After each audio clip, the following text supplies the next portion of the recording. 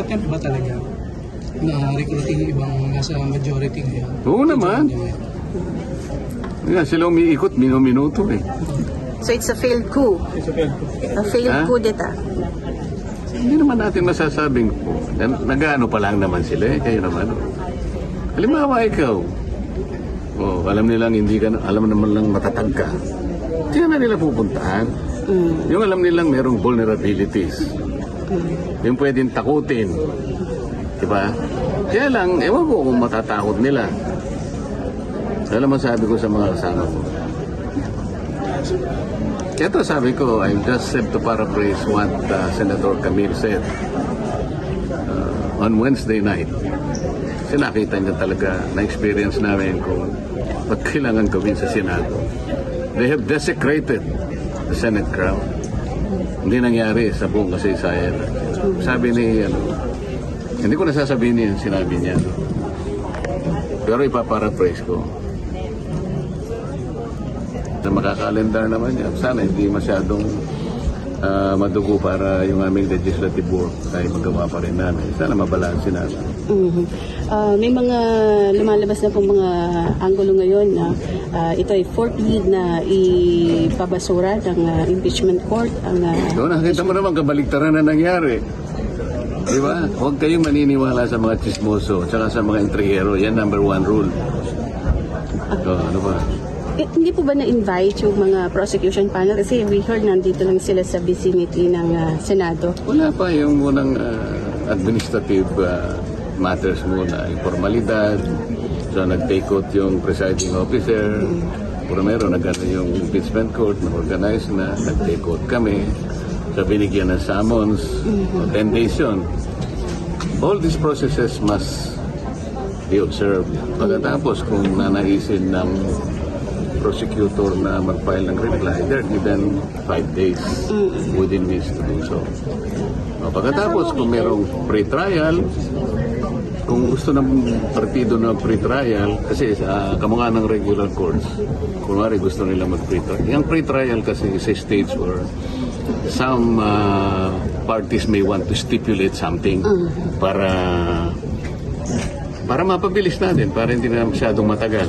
Kasi gusto lang naman nating makita rito yung matapos natin ng walang masasabi ang taong bayan. Sir, calendar days, pag nilinaw lang po is kasama po ang weekend din po. Simpleng pagbilang ng araw lang po ba yung 10 Talagay ko, calendar yun ang days? nakalagay kasi hindi niya din-distinguish. So calendar days, 10 araw yun. 10 araw na malinis, tuloy-tuloy. Kasama ang Sabado at Linggo. Pero hindi pa naman naibigay yung summons, di ba? Yeah, ano pa. Kasi yung notice ng, yung writ ng summons kasi ipadadala yon at least 3 days before yung takdang araw na magsisimula. Anong stage po nung impeachment trial yung haharap na si VP Sara? Pagkatapos na, siyempre, ma-connect yung issues. Ito nga, di ba sasagot muna siya kung gusto naman ng House na mag-reply, 5 days sila. So, and then, doon tayo mag-uumpisa na. Sir, magandang hapon. Kayo ba ulit sa Parang kilala kita. Kayo ba ulit sir sa Blue Ribbon? And anong future ng Flood Control Pro under the new leadership, sir?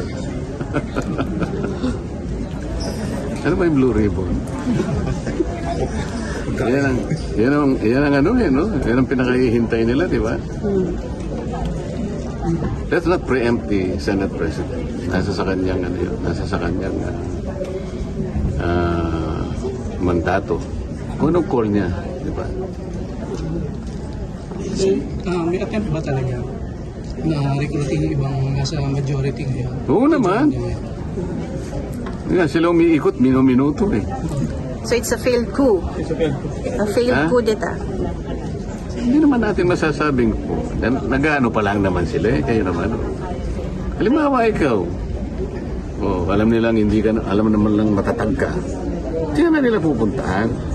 Yung alam nilang merong vulnerabilities. Yung pwedeng takutin. Diba? Kaya lang, ewan ko kung matatakot nila.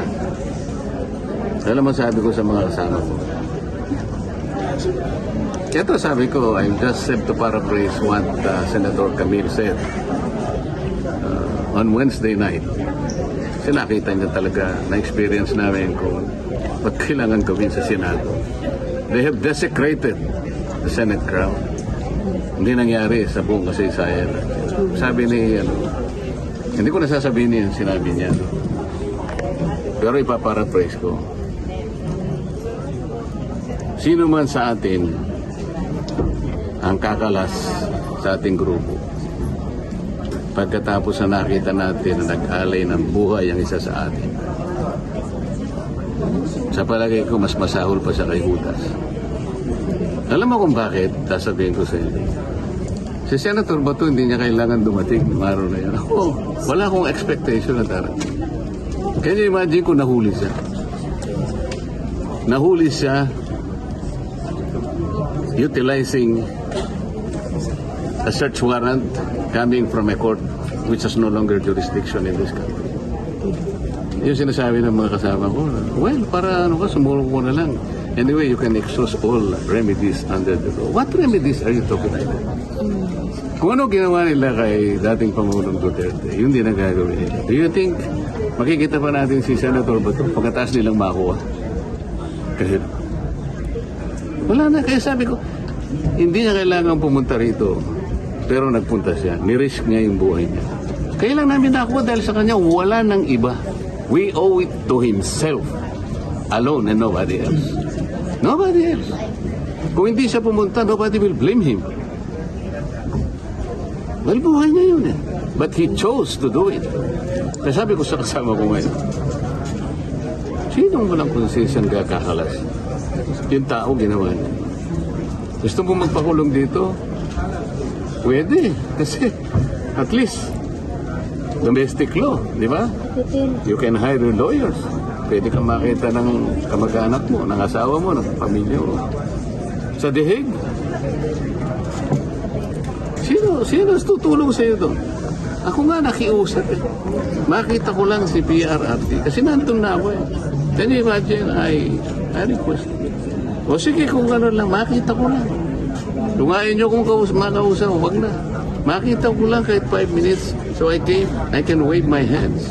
Para ipakita ko sa niya, Mr. President, I am here. How are you? Then alis na ako. So, sir, Hindi nila ako pinagbigyan. Ganon din ang mangyayari kay Senator Bato. Ngayon, yung mga Pilipinong, lalo na yung mga iba sa inyo, I'm sorry to tell this, lalo na yung mga iba sa inyo, hindi naman lahat, nabayaran. Kailangan sabihin ko to. Akala nila yung warrant of arrest can be enforced. Wala na tayo membership sa ICC, nasa Rome Statute. Without the treaty, what will be the legal basis of a warrant of arrest? You tell me. Huwag kayo nagpapapaniwala doon sa mga din, mga abogadong nagsasalita ng salita. Nililin lang nila ngayon. Anong pinaglapalagi lang sinasabi? Paikot-ikot sila sa Section 17 of Republic Act 1951. Bali-baligtarin nyo doon. Sinasabi niya lahat. Gagawin mo lang. Isurrender mo or blah blah blah in accordance with extradition laws and treaties. Meron tayong extradition law? Wala. Meron na tayong treaty? Wala. Anong basis ng warrant of arrest? As simple as that. Is there an automatic domestic instrument that will bind our country with that of ICC? You tell me.